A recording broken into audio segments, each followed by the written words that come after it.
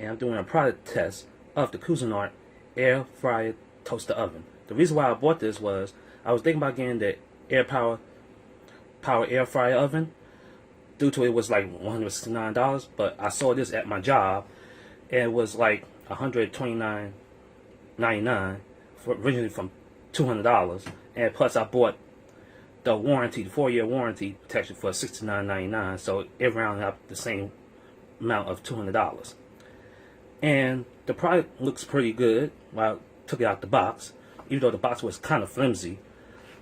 But here's what's inside. A cooking rack, the air fryer basket, the baking pan, and also a crumb rack.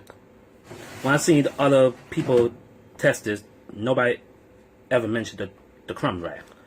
Also, you could buy accessories to this, like a pizza stone for $19.99, or you want to get an extra wire rack, that's $11. What else? The crumb tray, that's an extra one, is $13.50. Another baking pan is $14.50, and surprisingly, if you want another air rack, it will cost you $28.50. Now, here are the functions that this toaster oven have. It have toast, bake, conventional bake, air fry, conventional broil, regular broil, and warm setting. Here's the toaster section where you can toast. It does have a timer. Here's the light function. You can turn it on and off while cooking. Also, here's the temperature range. It goes all the way from warm to 450 or toast and broil. And here's the oven timer, from all the way from 5 to 60 minutes. Here's the power button right here. Also, here's the specs that the Cuisinart had on their website. The length was 15.5 inches.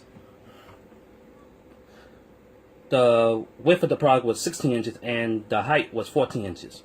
When I did the measurement, it was totally wrong. The real length is 15 1/8 inches. The width is 12 1/4 inches, and the height is 13 6/16 inches.